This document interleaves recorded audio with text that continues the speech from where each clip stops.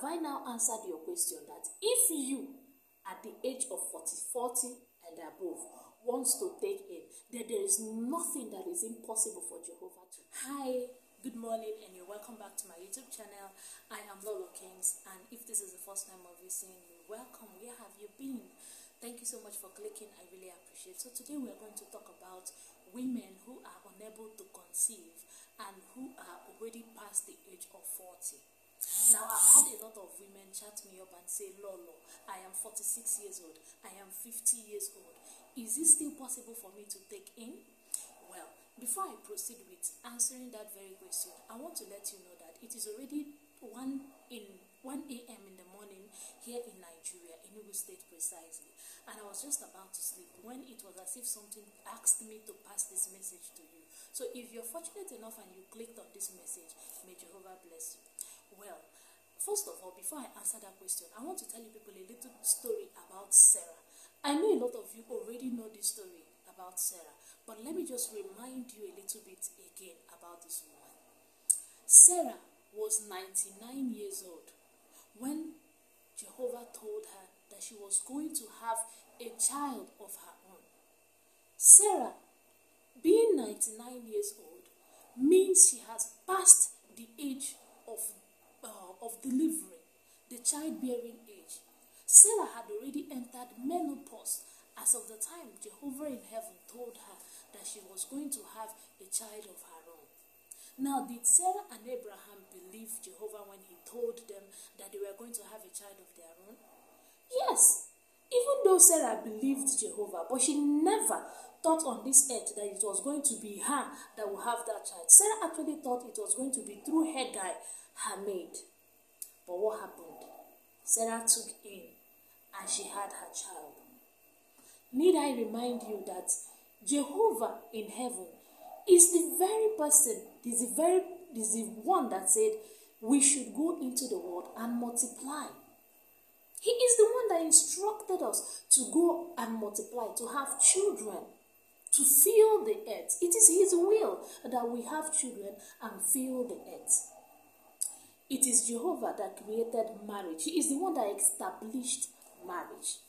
Now, do you really think that if God, who has established marriage and who has also asked married people through desire to have children and fill the earth, would deprive you of having your own child? I don't think so. Wait, as much as I know that you would say how many years you have been asking, how many years you have been trying, and it seems that all your effort has been in vain, I want to read a particular verse for you in the Bible. I want to read Isaiah chapter 46. I'm reading verse 8 to 11. It says, remember this. Remember this and take courage. Take it to heart, you transgressors. Remember the former things of long ago, that I am your God. He said, remember the former things of long ago. He did it for Sarah when? Long ago. Now, God is asking you to remember the former things of long ago. And that you should remember that he is your God and there is no other God. I am God and there is no one like me. From the beginning, I foretell the outcome, and from long ago, the things that have not yet been done. I say my decision will stand, and I will do whatever I please. I don't think you understand this verse. I don't think you understand it as much as I do. Now, let me read this verse again for you. It says, remember this and take courage. Take it to heart, you transgressors. Remember the former things of long ago, that I am your God, and there is no other. I am God, and there is no one like me. From the beginning, I foretell the outcome, and from long ago, the things that have not yet been done. I say my decision will stand, and his decision will stand. And I will do whatever I please. Now, what is God's decision? It is his will that every woman who wants to have a child, who is married, legally married to her husband, should go into the world and multiply. That is why Sarah stayed a very long time before she had her child. But did she have the child? Yes, she did. There are numerous examples of women in the Bible who were trying to conceive for a long time, but they did not succeed initially. But did they later succeed? Yes, they did. Let's talk about Hannah. Hannah is one example that I can't stop giving my patients. Hannah in the Bible, the wife of Elkanah, was trying to conceive. It got to a point Elkanah had to marry Peninnah. Peninnah, on the other hand, immediately she became fruitful and had children. What did she do? During the festive period, Elkanah would buy meat, buy foodstuffs that they would use for the festive period. And what would Peninnah do? Peninnah would say, Elkanah, you give me my own, and you give my children their own too. Yes, I am a mother of children. You cannot give me the same thing you give the barren woman. Elkanah will prepare and he will give Peninnah the lion's share. Even though she is the second wife, but she has children and you will not blame her. What happened? Do you think Hannah has not been praying before? Prior to the time she went to the temple this time around. Hannah has been praying. But what happened this time around? She went to the temple. And this time it is either you bless me, God, or both of us will stay here today. I am not going anywhere until you do what? You bless me. So that was how Hannah went to the temple of God. And what happened? She started crying. You know that kind of cry that when you're crying, you don't even care about your physical appearance. You don't even care if anybody is looking at you. You don't care about any single thing again. The only thing that is in your mind is that God blesses you. And not tomorrow, not next tomorrow. Today. That was the kind of prayer Hannah prayed.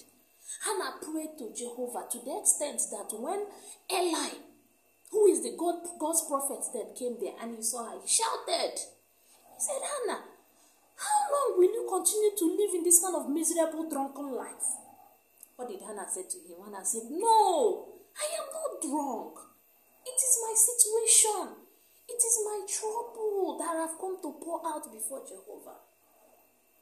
When the prophet heard him, he told her to go, that Jehovah has heard her prayer.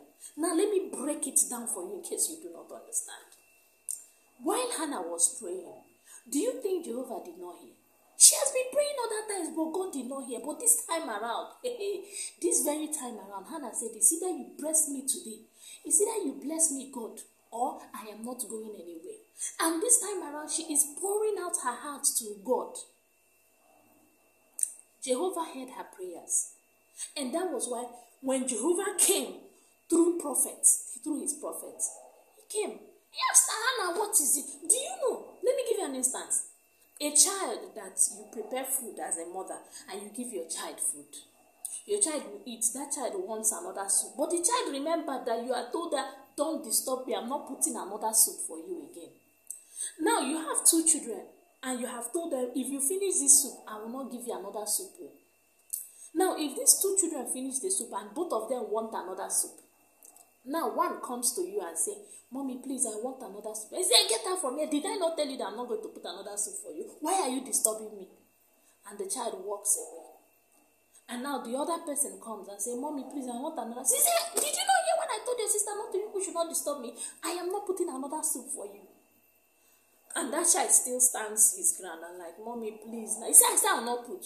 Mommy, please now. Mommy, I want to eat another soup. Mommy, you know that soup is very, very sweet. Mommy, please now. You say, I will not put. Hey, the soup is sweet, I know. Keep your plate. After in the night, you put it again. Say, Mommy, please. Mommy, please. As a mother, it will get to a point where you say, oh yeah, give me that plate. What is your problem? Say, give me the plate. You can put small soup for that child. But then, does it mean that that particular child that begged you and walked away, that you do not love that child? No, of course you love that child. But this one was almost like, Mommy, we die here. Is either you give me the soup. I'm not going anywhere. And because this child is begging you softly, this child is begging you. If you as a human would have a heart to say, oh yeah, give me the plate and you can put another soup for that child, how much more your Father in heaven, who feeds the birds, that do not go to work. Very, very simple. Do you get my point? Now, Hannah has been praying, but this time around, Hannah said, Jehovah, give me this soup. I need a child. I want to give my husband a child. And what happened? Jehovah was like, oh yeah, I've heard you. Give me the plate. He now went and put soup for her. Yes, that was what happened. Hannah conceived. Now, there is something about Hannah that I want you to remember. When Hannah conceived, did she just walk away? Before she conceived, there was what Hannah did. While Hannah was praying, Hannah promised God something. See, you want people don't know that God loves promises. And see, woe be unto you that you promise and you will not fulfill. Hannah promised God in heaven that if he would bless her with a child of her own, that if he would ever bless her with a child and a son, that she would dedicate that child to God. Do you know what happened? Immediately God heard her prayer. I was like, what did she just say now? She will dedicate that child to me. Okay, that's good. And then God blessed her. She had her child. And she fulfilled that promise. Did God also give her other children? Yes, he did. He gave her other children. If God could hear Sarah, and God could hear Hannah, and God could hear Elizabeth, God could hear all these other women in the Bible, why do you think God will not hear your own prayers? Are you in enmity with God? May Jehovah forbid it.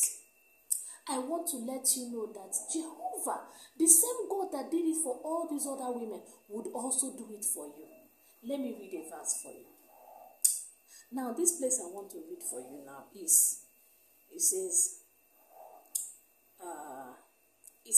look, I'm reading Psalms 127, verse 3. It says, look, sons are an inheritance from Jehovah. The fruit of the womb is a reward. Sons, children, are inheritance from Jehovah. And the fruit of the womb is a blessing, a reward from Jehovah. And I am telling you today that Jehovah, whose name is Jehovah, which is my heavenly Father, would bless you today with a child of your own. I want to also read for you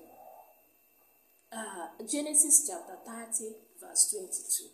That place says, finally, God remembered Rachel, and God heard and answered her by enabling her to become pregnant. Did you hear?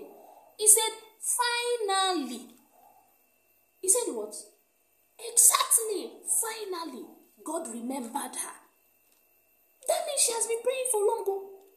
Did it mean she just prayed and God answered her?